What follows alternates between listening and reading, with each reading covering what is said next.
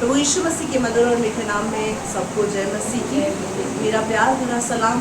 प्रतिकूल परमेश्वर की करुणा हमारे जीवन के लिए नहीं होती चली जाती है। उसकी नई महान और असीम करुणा के लिए हम परमेश्वर का धन्यवाद करते हैं, क्योंकि सचमुच वो धन्यवाद के योग्य है। वो हर दिन हमें संभालता है, हर दिन हमें सुरक्षित रखता है, हर दिन हमें चलाता है। सचमुच वो धन्यवाद के योग्य है। Hallelujah, hallelujah, hallelujah, hallelujah. आइए हम एक क्षण के लिए अपनी आंखों को बंद करेंगे और परमेश्वर से प्रार्थना करेंगे कि सचमुच उसकी वाणी अमृत से भी मीठी है। आज उस वाणी से वो हमसे बात करें। हालेलुया।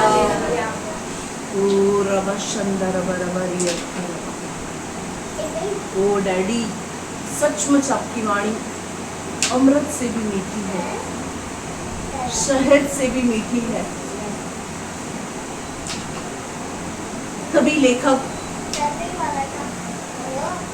पवित्र आत्मा की सहायता से इस किताब के अंदर लिखता है कि तेरे हाथ में जो किताब तुझे दी गई है तो उसको खा ले।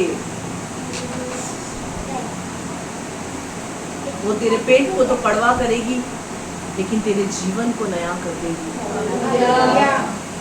सच प्रभु, तेरे वचन की कुछ बातें हमें कड़वी लगती हैं, लेकिन वो हमारे जीवन के लिए लाभदायक होती है। जैसे कि हर वो दवाई जो कड़वी होती है शरीर को फायदा पहुंचाती है, बीमारी को जल्दी ठीक करती है, उसी प्रकार से तेरा वचन भी है प्रभु, जो हमारी जिंदगी में भले ही हमें कड़वा क्यों ना लगे, लेकिन हमारी जिंदगी के लिए भला है, हमारी जिंदगी के लिए अच्छा है, हमारी जिंदगी के लिए सच्चा है और हमारी जिंदगी को बनाने में सामर्थ्य है। हालेलुया। अब्बा, हम तेरी सुनना चाहते हैं। हमने आपके लिए समय निकाला है पिता, कि हम आपकी आवाज को सुन सकें। पापा, हम सब यहाँ पर तुझे सुनने के लिए इकट्ठे हुए हैं। तू हर एक से बात कर। पवित्र आत्मा मत्ती 10:20 के वचन के अनुसार मैं अपने आप को पूरी तरीके से तेरे हाथों में हैंड ओवर करती हूँ। प्रभु, मैं तुझसे विनती करती हूँ, मैं तुझसे प्रार्थना करती हूँ, इस समय जो वचन का बीज यहाँ पर बोया जाता है, एक की जिंदगी से 100 गुना प्रतिफल है। वचन के बीज चुराने वाली आत्मा को यीशु के नाम से मैं डिस्ट्रॉय करती हूँ। पवित्र आत्मा तू काम कर।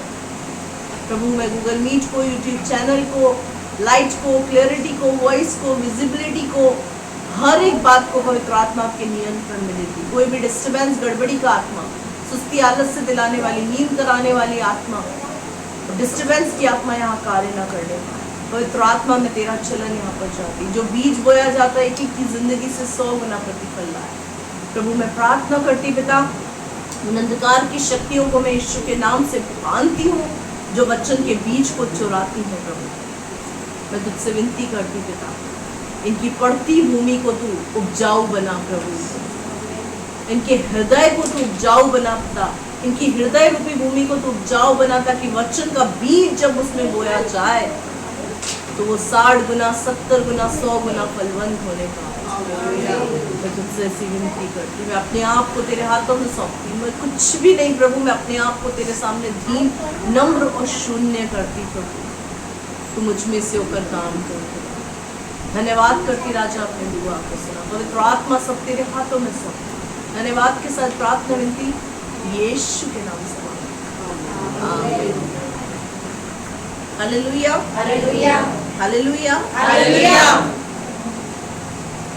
यहाँ पर जब क्वायर गीत को गा रही थी, उस गीत के बोल मुझे काफ़ी अच्छे लगे, जिसमें ऐसा था कि जिस बच्चे से पिता प्रेम करता है वो उसको डांटता है। हालेलुया। कई बार हम सोचते होंगे, उम्मीद करते होंगे कि हमारे विश्वास को बढ़ाया जाए, चमत्कार कैसे होते हैं हम इन बातों को सीखें। हमारे जीवन में चमत्कार कैसे होंगे, हमारे जीवन में आशीषें कैसे आएंगी, बस आप तो ये बता दो, आशीषित कैसे होंगे हम। चमत्कार कैसे होंगे? बस आप तो ये बता दो, बस हमारे लिए यही काफी है, और कुछ तो सीख लेंगे हम अपने आप। हालेलुया।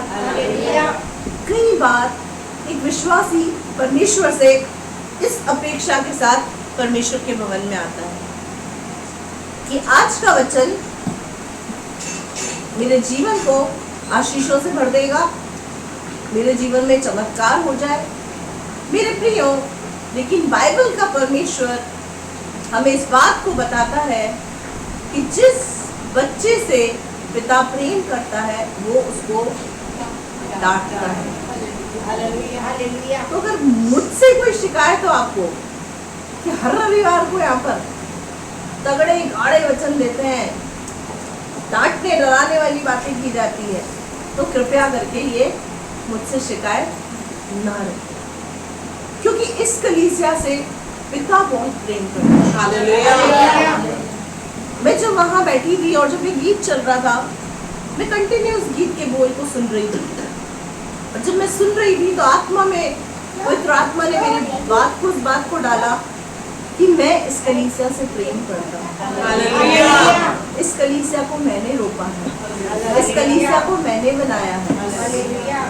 कई बार मैं खुदा से बोलती हूँ, जब मैं प्रभु की उपस्थिति में वचन की तैयारी करने बैठती हूँ, मैं प्रभु को बोलती हूँ कि प्रभु आज तो कुछ चमत्कार का वचन दे दे, और इसी अपेक्षा के साथ बैठती हूँ कि शायद आज कोई चमत्कार की बात प्रभु मुझसे करवाएगा। लेकिन प्रभु बोलता है, नो, मेरी सुन। तो मैं भी बोलती, बोल, तेरी राशि सुनती हूँ, क्या तू बोलना चाहता है? क्योंकि कलीसिया तेरी है, वचन तेरा है, मैं तेरी हूँ, तो मैं अपनी मनमानी नहीं कर सकती। तो मेरे प्रियो, जब भी कभी वचन कोई कड़वा लगे तो क्या करना है? क्या करना है? सबसे पहले कड़वा लगे तो घर जाके 2 रोटी ज्यादा खानी है। क्या करना है? 2 रोटी ज्यादा खानी है। फिर उसके बाद अपने दिल पर हाथ रखना है और क्या बोलना है? प्रभु तुझसे प्यार करता है, इसीलिए कड़वे कड़वे वचन आ रहे हैं। हालेलुया।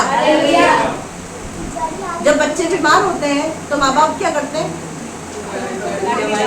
चॉकलेट खिलाते हैं, जेली खिलाते हैं, आइसक्रीम खिलाते हैं, मीठी मीठी गोलियां खिलाते हैं। क्या करते हैं? बच्चों को पसंद नहीं आती है ना, रोते हैं, फिर भी क्या करती है? माएं पकड़ के पैर पे बिठाती है, मुंह पकड़ती है, हाथ पकड़ती है, और मैं भी ऐसे ही करती हूँ। जब भी नहीं पीता है ना, हाथ पैर हम दोनों उसके पकड़ लेते हैं और जबरदस्ती करके, बेटा पीनी पड़ेगी, बेटा बस एक, बेटा बस एक। क्यों? क्योंकि माँ बाप को अपने बच्चों से प्यार, और वो उनको बीमार नहीं देख सकते। पाप भी एक बीमारी है, और वो एक बहुत भयानक बीमारी है। उस बीमारी के पीछे बहुत सारी बीमारियां हमारे जीवन में लग जाती हैं। इसीलिए क्या करता है खुदा? हर संडे को आपके हाथ पांव बांध के इधर बिठाता है और कड़वी दवाई पीनी पड़ेगी, थोड़ी सी पी लो, बस थोड़ी सी, तू चंगा हो जाएगा, ठीक हो जाएगा, तेरी बीमारी दूर हो जाएगी, तेरे जीवन में जो पाप है वो चला जाएगा। तो जब कड़वे वचन आए तो उसको क्या करना है? डाइजेस्ट करना है, उसको पीना है। भले ही थोड़ा नाक मुंह टेढ़ा करके पी लेना चलेगा, पर पियो, और 2 रोटी ज्यादा खाओ, और अपने दिल को क्या करना है? हाँ, तेरा पिता यीशु तुझसे प्रेम करता है। हालेलुया। तो कुछ मीठे, खट्टे और कड़वे वचन के साथ मैं आपके सामने पेश हूँ। हालेलुया। तो बहुत ही अच्छा वचन है, इससे बहुत कुछ सीखने को हमको मिलता है कि हमको किस प्रकार का जीवन जीना चाहिए। हम पढ़ेंगे मत्ती रचित सुसमाचार, उसका 15वां अध्याय, उसकी 10वीं आयत से पढ़ेंगे। आज का जो हमारा टॉपिक है वो क्या है? अशुद्ध करने वाली बातें। मत्ती रचित सुसमाचार 15वां अध्याय 10वीं आयत, पेज नंबर 25 अशुद्ध करने वाली बातें। हाँ पढ़ो। तो उसने लोगों को अपने पास बुलाकर उनसे कहा, सुनो और समझो, जो मुंह में जाता है। सुनो और समझो। आज यीशु मसीह यहाँ पर उपस्थित है और वो आपसे भी कुछ यही कह रहा है। क्या कह रहा है? सुनो और समझो। यानी सुनना काफी नहीं है, सुनते तो सब हैं, लेकिन पार कौन लगता है? जो समझता है। सुनना बहुत आसान है, सुनना बहुत आसान है। आए हैं, आपको 1-1.5 घंटा झेलना ही है, सुनना ही है, सुन लें। सुनना आसान है, लेकिन सुनकर समझना मेन तो वही है। आगे पढ़ो बेटा।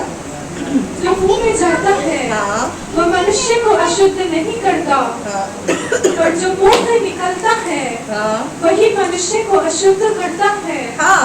अब यहाँ क्या लिखा हुआ है? जो मुंह में जाता है वो मनुष्य को अशुद्ध नहीं करता, लेकिन जो मुंह से निकलता है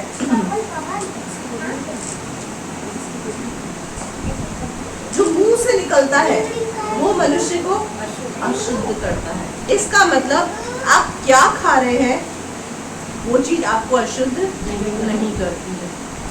तो इसका मतलब ये नहीं कि आज जाके घर पे एक बोतल गटक दें। आपने तो बोला 2-4 पूरी खोली गुटके की खट दवा दी। यहाँ बात हो रही है खाने की, यानी खाने लायक वस्तुओं की। क्या हम समझे इस बात को? यहाँ उस चीज के विषय में लिखा हुआ है। उस समय जो लोग थे वो लोग, कुछ लोग ऐसे थे जो नॉनवेज को लेकर बहुत मुंह बनाते थे। उस समय के लोग ऐसे थे कि उनकी ये धारणा थी कि ये चीजें तुम कैसे खा सकते हो। यीशु मसीह अपने चेलों को टीचिंग दे रहा है, शिक्षित कर रहा है। किस बात से शिक्षित कर रहा है? कि एक्चुअल में कौन सी चीज मनुष्य को अशुद्ध करती है और कौन सी चीज मनुष्य को अपवित्र करती है। ये चीज यीशु मसीह वहां पर अपने चेलों को सिखा रहा है। सबसे पहले क्या बोल रहे हैं? सुनो और समझो। जो मुंह में जाता है वो मनुष्य को अशुद्ध नहीं करता, जो मुंह से निकलता है वो मनुष्य को अशुद्ध करता है।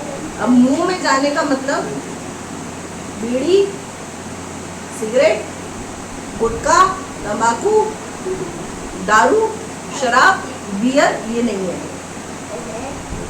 और भी नशे की दुनिया में क्या वैरायटीज है मुझे नहीं पता, तो हम ऐसा ना सोचे कि इस वैरायटी का नाम नहीं लिया मतलब इसका सेवन करना हम उचित समझते हैं। मुझे वैरायटीज का पता नहीं है क्या नशे की दुनिया में वैरायटी। नशे की दुनिया में जो भी चीज संबंध रखती है वो सब कुछ पाप से संबंध रखती है।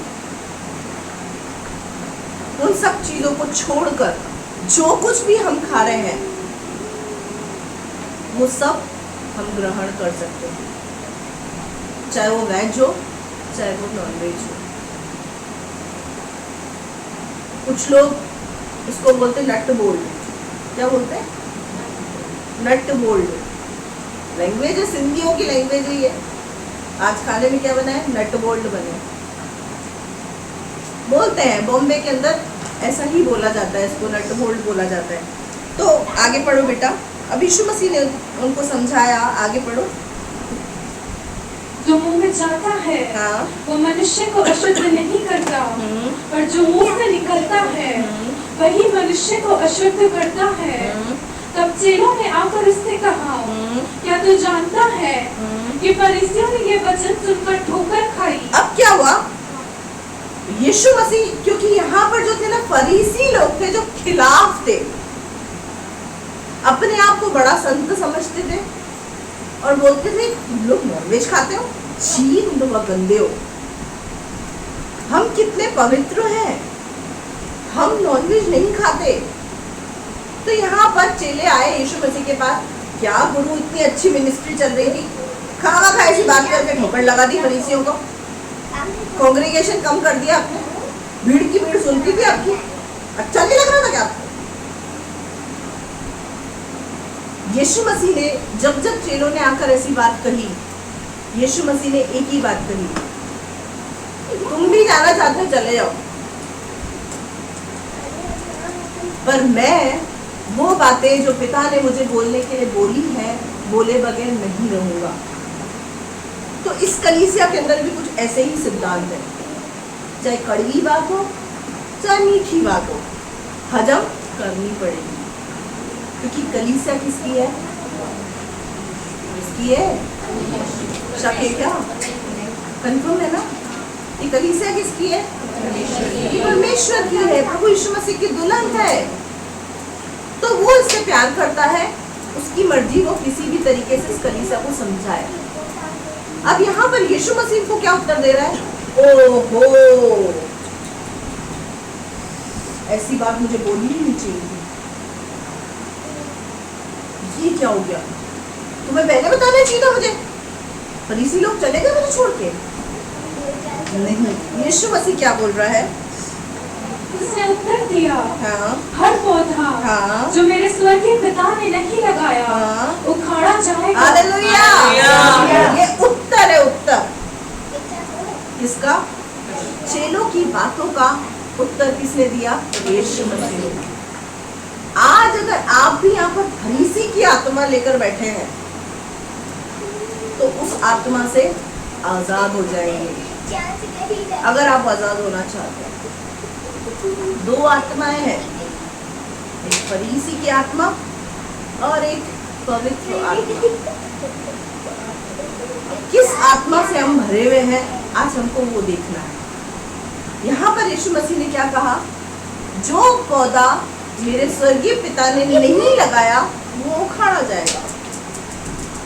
कई बार कलीसिया के अंदर कोई व्यक्ति आता है, 1 हफ्ते आता है, 2 हफ्ते आता है, 6 हफ्ते आता है, आते आते रुक जाता है। हमारे मन में सवाल उत्पन्न होने लग जाते हैं, ये चला क्यों गया? ये थोड़े टाइम आया फिर चला क्यों गया?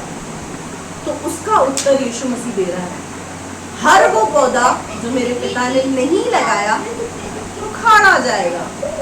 यहाँ व्यक्ति परमेश्वर के अनुग्रह से आता है, उसके अनुग्रह से ठहरता है, उसके अनुग्रह से बढ़ता है, किसी की मेहनत से नहीं। अगर मेहनत से होता तो हम दोनों पति पत्नी ने, बहुत सारे ऐसे लोग हैं जिनके पास नाइट में बैठकर 1-1, 2-2 बजे तक उनको कड़वी दवाइयों की गुट्टी पिलाई है। वो लोग यहाँ पर नहीं है। इस कलीसिया के कुछ बच्चे इस बात के गवाह हैं। 1-1, 2-2 बजे तक भी बैठकर हमने मेहनत करी है, लेकिन वो लोग यहाँ पर नहीं है। तो वो क्यों नहीं है? क्योंकि हर वो पौधा जो मेरे पिता ने नहीं लगाया वो उखाड़ा जाएगा। इस कलीसिया में, इस बगिया में, इस दाखलता में कितने पौधे उगेंगे, ये उसकी ड्यूटी है। Hallelujah, hallelujah. ये उसकी ड्यूटी है, ये उसकी इच्छा है, क्योंकि कलीसिया उसकी है। तो यहाँ पर यीशु मसीह ने क्या कहा? वो फरीसी खुदा की तरफ से नहीं थे, इसलिए उन्होंने ठोकर खाई और वो चले गए। ठोकर क्यों लगी? ये तो सब कुछ खाने पीने के लिए अलाउ कर रहा है, सही टीचिंग नहीं है इसकी, ये सही गुरु नहीं है। इसको सिखाना चाहिए था तुम नॉनवेज से दूर रहो, नॉनवेज खाने वाले की संगति मत करो। इसका मतलब नहीं खाने वाले को कोई फोर्स नहीं है, आप नहीं खाते कोई बात नहीं, लेकिन आपको इस बात का आंसर कर रहे, क्योंकि समाज में इस बात की बहुत भ्रांतियां हैं। लोग भर भर के खाएं, लेकिन अगर प्रभु के लोग खाते हैं ना तो बोलते हैं तुम लोग सही लोग नहीं हो। सब ठीक है, लेकिन ये नॉनवेज खाते तो समझ में नहीं आती हमको बात। हम लोग जितना खाते हैं ना उससे ओवर लिमिट तो बाहर के लोग खाते हैं। फर्क इतना है कि हम खुलेआम हर दिन खाते हैं, हम कोई दिन नहीं मारते, इसलिए हम बदनाम है। हम बोलते हैं सोमवार से रविवार तक हमारे यीशु मसीह का खाओ पियो ऐश करो, और लोग क्या बोलते हैं? नहीं, सोमवार है आज तो बिल्कुल भी नहीं, गुरुवार को भी नहीं। एंजॉय कब करते हैं? संडे और बुधवार। मेरे पति अक्सर एक बात मुझे बोलते हैं कि हर शुभ काम में सबसे पहले किसको बिठाया जाता है? गणेश को। किसको? गणेश को। लोग हर शुभ काम में सबसे पहले गणेश को बिठाते हैं, ठीक है? और उसी के दिन तुम नॉनवेज खा रहे हो, मतलब उसका निराधर, घोर निराधर। Oh my God. हम प्रभु के लोगों की शिक्षा क्या है?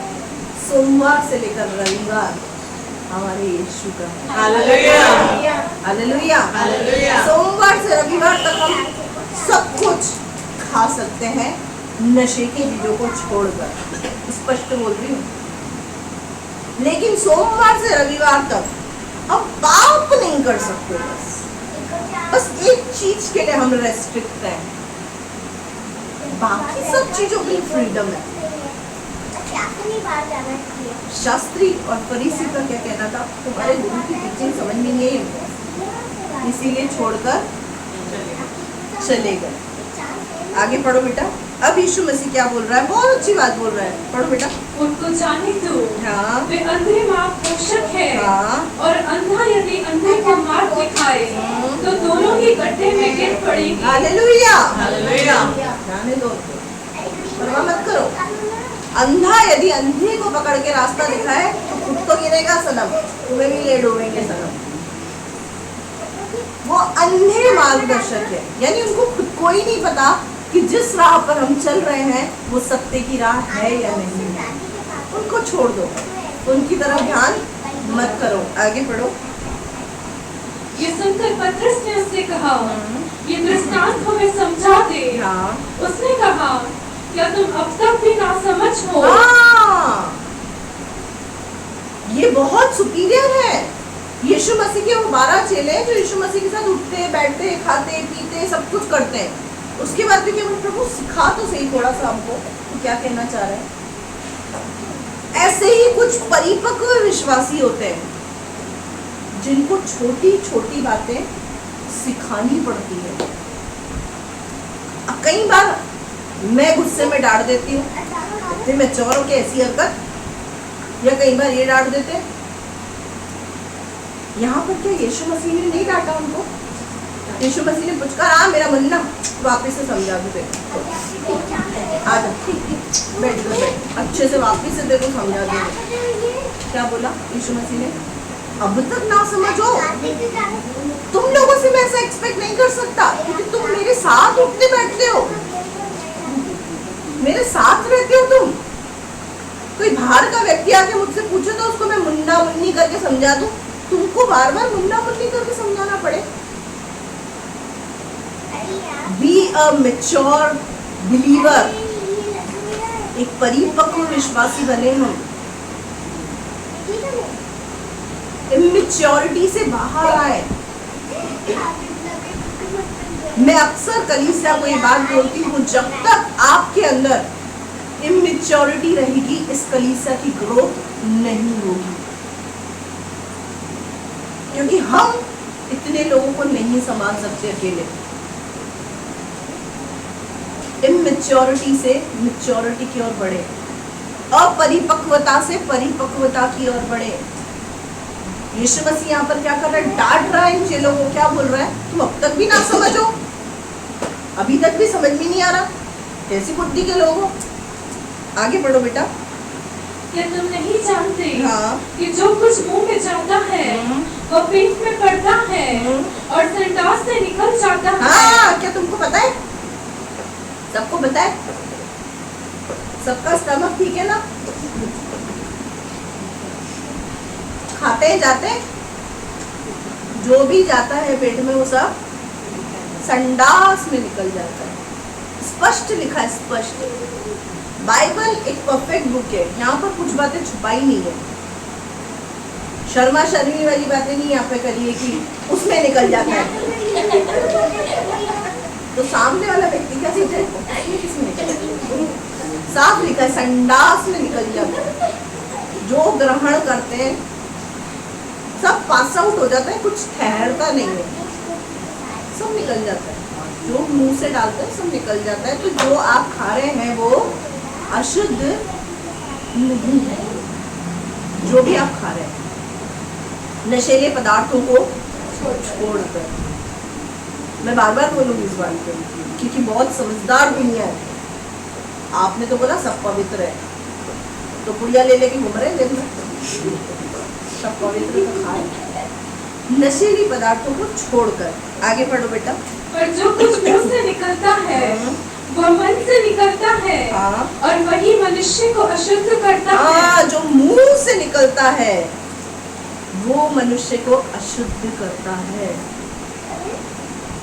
फरीसियों की तरह इसको मत छुओ, उसको मत छुओ, ऐसा मत करो, वैसा मत करो, आज बुधवार है, आज सोमवार है, बिल्ली रास्ता काट गई, दूध डुल गया, इसने ऐसा बोल दिया, नजर लग गई मुझे, काली हांडी।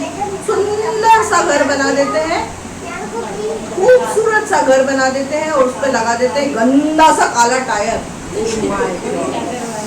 करोड़ों की बिल्डिंग के ऊपर गंदे टायर लटकते हैं और वो डेंजर अजीब सी मुंडी ऐसे करके।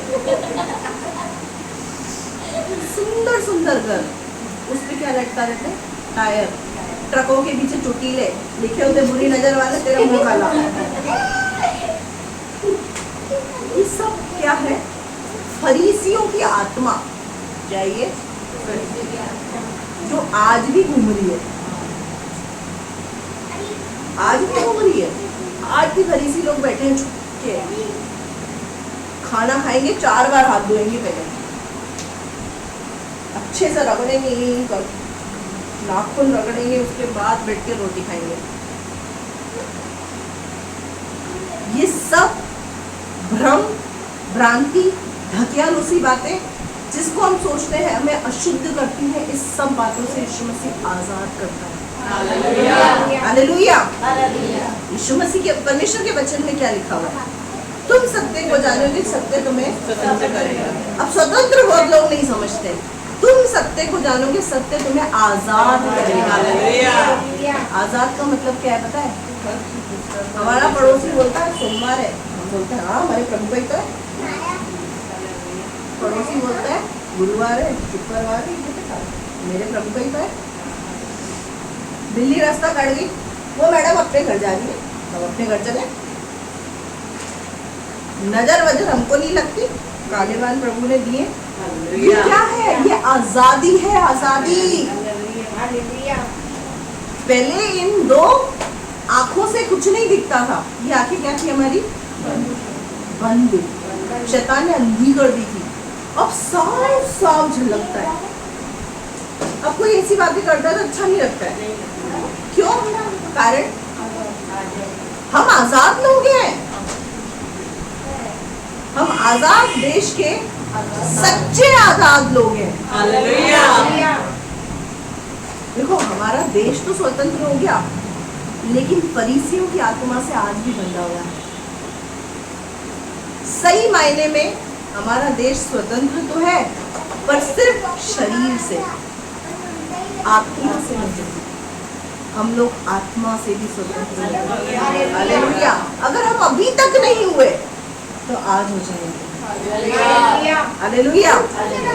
आगे अब अंदर से क्या निकलता है?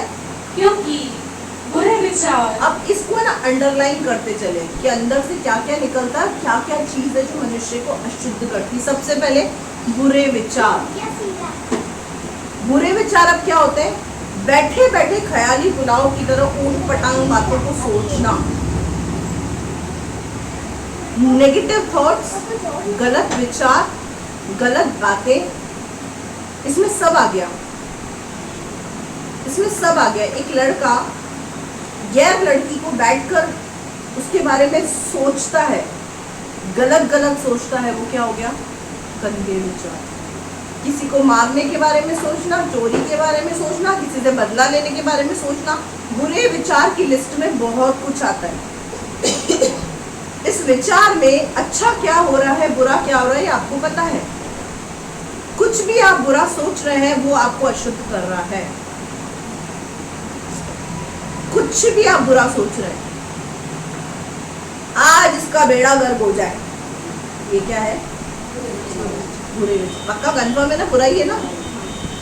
बुरा विचार ही है ना?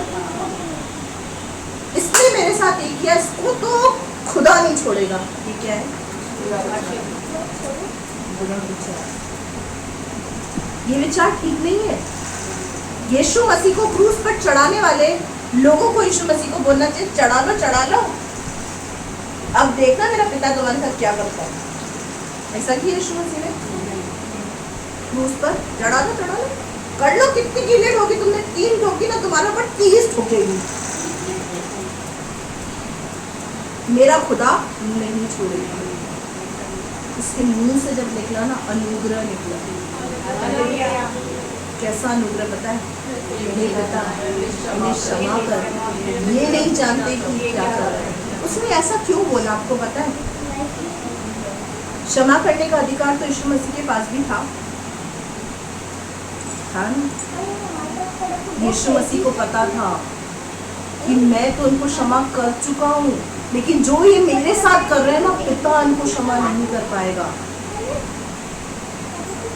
यीशु मसीह उन लोगों के बीच में और परमेश्वर उन लोगों के बीच में बिचवई बनकर खड़ा हो गया, मध्यस्थ बन के खड़ा हो गया कि पिता मैंने इनको क्षमा कर दिया, लेकिन तू भी इनको क्षमा कर, क्योंकि ये नहीं जानते ये क्या कर रहे हैं। इसे बोलते हैं अच्छे विचार। जब कोई आपके साथ बुरा करता है, अगर आप उसके लिए बोलते प्रभु इसको आशीष कर, इसको बुद्धि दे, इसको समझ दे कि ये बातों को समझ सके, तो वो क्या है? एक अच्छा विचार। अब यहाँ पे सबसे पहली लिस्ट में अशुद्ध बात में क्या है? बुरा विचार। मैं आपको बता चुकी बुरे विचार किस प्रकार के होते हैं। आगे पढ़ो। हत्या, हत्या करना और हत्या के बारे में सोचना, दोनों ही पाप है। अगर आप मन में विचार कर रहे हैं इस बात का, किसी ने आपको परेशान किया, जी करता है मैं इसको गला रोक के उसको मार दो, तलवार डाल दो उसके पेट में, ये विचार भी गलत है। आज आप इसका विचार कर रहे हैं, शैतान कल इसको चलन में लाकर आपको भ्रष्ट कर देगा। सबसे पहले शैतान आपके विचारों में काम करता है। पहले आंखों से दिखाता है, फिर विचारों में लेकर आता है, फिर उसको अंदर ही अंदर उसको जन्म देता है, उसके बाद आपके हाथ से अपराध करवाता है। इस पर कंट्रोल बहुत जरूरी है।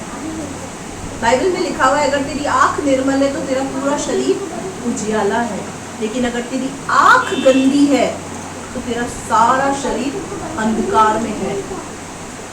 इसका खतना करें, हर दिन प्रभु से कहें प्रभु मेरी आंखों का, मेरे विचारों का खतना कर। आंखों और विचारों का जब प्रभु खतना करेगा ना, तो न तो कोई विचार गंदा आएगा और न ही आंखें किसी गलत चीज को देखेगी। अगर आपने किसी को एक बार देखा वो गलत नहीं होगा, लेकिन अगर आपने पलट कर उसको देखा और उसके बारे में विचार बनाए वो गलत है, वो पाप की श्रेणी में आता है, वो आपको अशुद्ध कर रहा है। मैं स्पेशली ये बात जवानों से कहना चाहती हूँ। जवान लोग किसी लड़की को देखकर या लड़कियां लड़कों को देखकर न जाने क्या क्या आपस में बातचीत करते हैं, अपने फ्रेंड सर्कल के अंदर ऊट पटांग बातें करते हैं।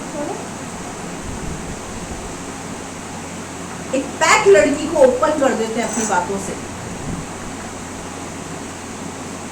ये पाप है, ये अशुद्धता है जो आपको अशुद्ध कर रही है। गलत सोचना, गलत विचार। सेकंड नंबर पर हत्या, मारना, पीटना, लड़ाई झगड़े करना, ये सब चीजें अशुद्ध करती हैं। हत्या के अंदर लड़ाई झगड़े ही भी आते हैं। हत्या का मतलब सिर्फ मर्डर नहीं है, उसमें लड़ाई झगड़े भी आते हैं। आगे पढ़ो बेटा। पर स्त्री गमन यानी पराई स्त्री के साथ गलत संबंध रखना, अवैध संबंध, गलत संबंध रखना, गलत रिश्ता रखना। आगे व्यभिचार। व्यभिचार, व्यभिचार आपको पता है?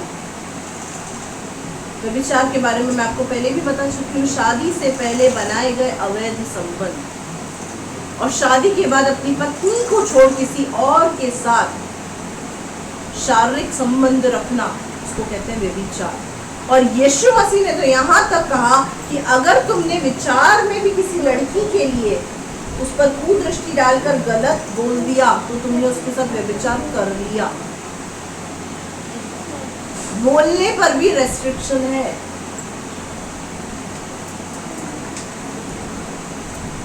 क्या आप समझे इस बात को? आप किसी लड़की को किस दृष्टि से देखते हैं वो डिपेंड करता है आपकी शुद्धता और अशुद्धता पर।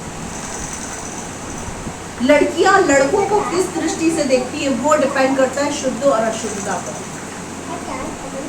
आगे पढ़ो। चोरी, चोरी, झूठी गवाही, झूठी गवाही, यानी किसी के लिए झूठी गवाही देना। आपको पता है कोई व्यक्ति गलत है, लेकिन क्योंकि वो आपका रिश्तेदार है, आपका अजीज है, आप उसके लिए झूठी गवाही जाते दे रहे हैं। नहीं, मैं तो जानता हूँ उसको, मैं तो जानती हूँ, बहुत संत है, तो बहुत संत। झूठी गवाही देना, झूठ का सहारा लेना, झूठ बोलना। आगे। और निंदा, और निंदा, ये तो बहुत फेमस गेम है। ये क्या है? बहुत फेमस गेम है। पहले ये स्त्रियों में प्रचलित था, पहले ये गेम स्त्रियों में प्रचलित था, आजकल ये गेम पुरुषों में भी प्रचलित हो गया है। प्रचलित का मतलब होता है फेमस, प्रसिद्ध। जहां बैठ गए वहां पर तेरी मेरी इसकी उसकी, दो बैठ गई तो तीसरी की छुट्टी कर देती है। अच्छा वो आज बोल आई उसके बारे में कोई बात कहूं? अरे उसको छोड़ दे यार, उसको नहीं पता, क्यों बता के उसको वरिष्ठ कर रही है। और आज वो नहीं आया, आपको बताऊं उसके बारे में, कैसा लड़का है वो। ये बातें कलीसिया को शोभा नहीं देती है। आपको परमेश्वर ने बुराई करने के लिए नहीं, उस व्यक्ति को बुराई से निकालने के लिए रखा है। हालेलुया। तो कैसे निकालेंगे? उसके लिए प्रार्थना करके, उसके लिए प्रार्थना करके। मेरे प्रियो, मैं आपस के लिए बात बोल रही हूँ, लेकिन हम में से तो कुछ लोग ऐसे हैं जो पीठ पीछे हमारी ही बुराई कर देते हैं। आप बहुत भयानक पाप कर रहे हैं। आपको कमी नजर आ रही है हममें, या तो आकर हमसे बात करें, हम अथॉरिटी दे रहे हैं आपसे, पर्सनली आकर आप बात करें हमसे। हमारी गलती होगी तो हम माफी मांग लेंगे, लेकिन गलती नहीं होगी तो आपकी गलतफहमी को दूर कर देंगे। और अगर हमारे पास आने में शर्म आ रही है तो घुटने टेके और खुदा से प्रार्थना, लेकिन निंदा के पाप को अपने जीवन से, बुराई बुराई। फिर उसके बाद एक बात और बोले, मैं बुराई की उससे नहीं बोल रही हूँ, मैं तो एक निवेदन दे रही हूँ प्रार्थना को। तो बड़ी ही चालाक है। परमेश्वर ने मनुष्य को बनाया और मनुष्य बड़ा ही चालाक है। मैं बुराई किससे, ऐसे मत सोचना, बुराई बिल्कुल मत सोचना, बिल्कुल भी नहीं। मैं सिर्फ निवेदन दे रही हूँ, निवेदन दे रहा हूँ। तुम कर ले प्रार्थना, तेरे को अथॉरिटी नहीं है, नहीं है अथॉरिटी, आपको अथॉरिटी नहीं है। शैतान ना बड़ा चालाक है, वो ऐसी बातों में आपके कान में डालेगा जहां दो जन एक मन होकर प्रार्थना करेंगे वहां खुदा सुनेगा। ऐसे टाइम पे ये वचन जल्दी याद आएगा। समझ पा रहे हैं मेरी बात को? आपको कुछ लग रहा है, आप उस चीज को प्रार्थना में रखें, क्योंकि ये एक पाप है। ये जो लिस्ट बता रही हूँ ना, लिस्ट को ध्यान से समझे, कि हमें क्या बातें अशुद्ध करती हैं। आगे पढ़ो बेटा। मन ही से निकलती है। मन ही से निकलती है। बुराई कहाँ से? अंदर से बाहर आती है, बाहर से अंदर जाती है? अंदर से। यीशु ने कहा जो तेरे मन में होगा वही तेरे बाहर में आएगा। इसका मतलब यीशु ने कहा भला भंडारी अपने मन के भले भंडार से भली बात को निकालता है, लेकिन बुरा भंडारी अपने मन के बुरे भंडार से बुरी बात निकालता है। आप किस चीज के भंडारी है ये आपको पता है। बुरे भंडारी है तो बुरी बात ही निकलेगी, भले भंडारी है तो भली बात निकलेगी। हालेलुया। आगे पढ़ो बेटा। यही है जो मनुष्य को अशुद्ध करती है। हाँ। परंतु हाथ बिना धोए भोजन करना मनुष्य को अशुद्ध नहीं करता। हाथ बिना धोए भोजन करना मनुष्य को अशुद्ध नहीं करता। अब मैं आपको इस बात का पूरा क्लेरिफिकेशन देती हूँ जल्दी से। मरकुस 7वां अध्याय उसकी पहली आयत को चलेंगे। मरकुस रसीद सुसमाचार 7वां अध्याय पहली आयत पेज नंबर 62। परंपरा पालन का प्रश्न। तब फरीसी और कुछ शास्त्री जो यरूशलेम से आए थे उसके पास इकट्ठे हुए और उन्होंने उसके कुछ चेलों को अशुद्ध अर्थात बिना धोए हाथों से रोटी खाते देखा। क्योंकि फरीसी और सब यहूदी पूर्वजों की परंपरा पर चलते थे और जब तक भली बातें हाथ नहीं धो लेते तब तक नहीं खाते। हालेलुया। अब यह क्या हुआ? फरीसी और शास्त्री कैसे थे? जब तक रगड़ रगड़ के हाथ नहीं धोते थे तब तक भोजन करने नहीं बैठते थे, क्योंकि उनका मानना था हाथ धोने से हम शुद्ध हो जाएंगे। हालेलुया। हालेलुया। ऐसे ही कुछ लोग हमको देखते हैं बिना नहाए बाइबल पढ़ रहे। तुम्हारे अंदर एटिकेट्स नहीं है, ठीक लोग नहीं है। तो बिना नहाए बाइबल पढ़ता है क्या कोई? हम तो बिना मुंह धोए पढ़ लेते हैं। हालेलुया। बिना मुंह धोए बेड से उठते ही सबसे पहले उसका नाम लेते हैं। बाइबल बड़ी है, उसका नाम बड़ा, उसका नाम बड़ा। जब हम उसका नाम बिना धोए ले सकते हैं तो हम बिना नहाए बाइबल क्यों नहीं पढ़ सकते? किसी मुसीबत में आप फंस गए बिना नहाए, भयंकर मुसीबत में आप फंस गए, तो क्या पहले नहाने जाओगे? पहले नहा लूं फिर नहाऊंगी। नाराज हो गया तो मेरे तो टांग टूट गई, फ्रैक्चर हो गया, घर में फिसल गए, तो क्या बोले पानी का एक मक्का डाल के आ जाती हूँ, उसके बाद उसको पकाड़ूंगी तो थोड़ा दर्द ठीक हो जाएगा। ये क्या है? शास्त्री फरीसियों की आत्मा। तेरे चेले ना ठीक ठाक काम नहीं कर रहे हैं। क्या कर रहे हैं? शास्त्री फरीसी यीशु मसीह से कंप्लेन कर रहे हैं। क्यों कर रहे हैं पता है? क्योंकि शास्त्री फरीसियों को यीशु मसीह अपने जैसा लग रहा था। ऐसा लग रहा था हमारे जैसा ही गुरु है, समझदार होगा, सब बातों को समझता होगा, जिन बातों को हम फॉलो कर रहे हैं ये भी कर रहा होगा। ये तो यहूदियों में से पैदा हुआ है, तो यहूदियों की रीति को कैसे तोड़ेगा? क्या बोले? तो ये चेले ना हाथ वाथ धो के खाना नहीं खाते। अच्छा नहीं लगता हमको, बहुत घिनाती है उनको देख के। अब यीशु मसीह उनको क्या आंसर कर रहा है? सुनना, बहुत शानदार आंसर कर रहा है। और बाजार से आकर जब तक स्नान नहीं हाँ, करते, बाजार से आकर जब तक स्नान नहीं करते। देखो, नहाना गलत नहीं है, फ्रेशनेस के लिए नहाना, फ्रेश फील करने के लिए हाथ धोना, ये गलत नहीं है। लेकिन एक धारणा रखकर कि मैं हाथ धोकर ही रोटी खाऊंगा, खाऊंगी, धुले हुए हाथों को भी 4 बार धोना। कुछ लोग तो नहा कर आते हैं उसके बाद भी हाथ धोते हैं। अरे पूरा ही धो के आया है, फिर क्या हाथ धोना? वो क्या है पता है? परंपरा, हाइजीन, हाइजेनिक। खाने से पहले हाथ धो। अरे ना क्या, खुद को धो के आया है, पूरा धो के आया है। पूरा धो के आने के बाद भी ये पता है क्या? ये बंधन है शास्त्री फरीसियों का आत्मा, ये बंधन है, ये वहम है। बहुत लोग सब्जी को धोने के बाद भी वहम करते हैं, 2-4 बार और धो। जितने कीड़े उस सब्जी में नहीं, उससे कहीं ज्यादा हमारे अंदर पनप रहे हैं। ये सच्चाई है। एक मनुष्य नॉनवेज को डाइजेस्ट कर लेता है तो छोटे छोटे कीड़ों का क्या कर लेगा? कीड़े हमारे हैं, मुझे बताओ। हम नॉनवेज डाइजेस्ट कर लेते हैं एक बार दो बार, ये समझ में आता है। सारा दिन नल के नीचे बैठे हैं, रगड़ रहे हैं उसको, साबुन लेके ब्रश लेके बैठ गए सब्जियों को धोने।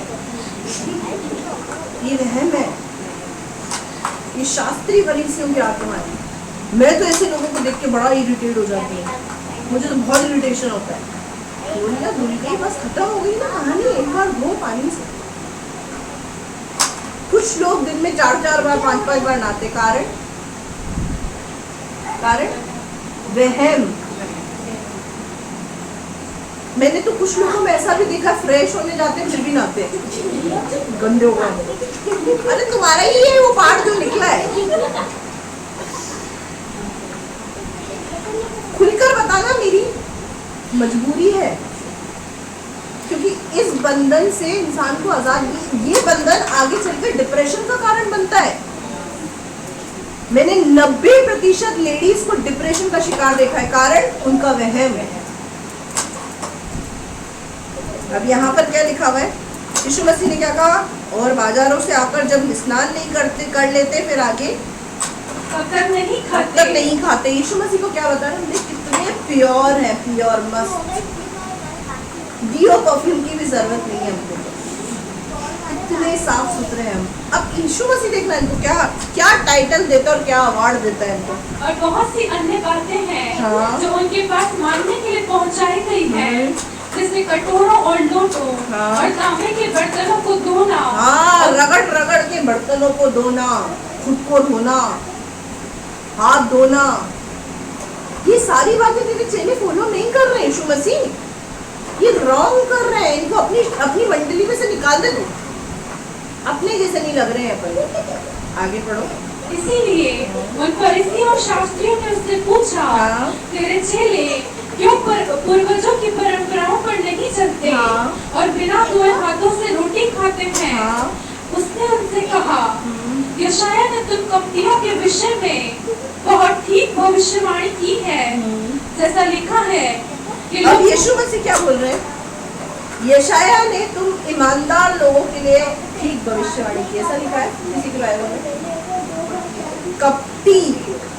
कपटी का मतलब पता है क्या है? बाहर कुछ अंदर कुछ। ये अंदर वाला मामला है ना, यीशु मसीह को ये समझ में नहीं आता। बाहर और अंदर एक जैसा। क्या लिखा यीशु मसीह क्या बोल रहे हैं? हे कपटियों, तुम्हारे विषय में बिल्कुल सही बात बोली है। क्या अवार्ड दिया उनको? सबसे पहले टाइटल क्या दिया? कपटी, कपट से भरे हुए लोग। अब क्या बोल रहा है इनको? ये लोग होठों से तो मेरा आदर करते हैं, हाँ। पर उनका मन मुझसे दूर रहता ये है। लोग होठों से तो मेरा आदर करते हैं, पर इनका मन उनसे दूर रहता है। आप यहाँ पर प्रभु की उपस्थिति में आ रहे हैं, मन से आ रहे हैं, नहीं आ रहे हैं, मन उसके करीब है या नहीं है, ये वो जानता है। यीशु मसीह को आपका होठों का आदर नहीं चाहिए, क्योंकि होठों का आदर हमको ऐसा अच्छा नहीं लगता है। मन से जब कोई आदर करता है ना, तो खुशी मिलती है कि हाँ, इस व्यक्ति के अंदर हमारे प्रति आदर है। लेकिन जो सिर्फ होठ से आदर करता है ना, वो खुदा को भी पसंद नहीं आता है। क्या बोल रहा है यीशु मसीह? तुम्हारे लिए सही बोला है, तुम होठों से उसका आदर करते हो, लेकिन मन तुम्हारा उससे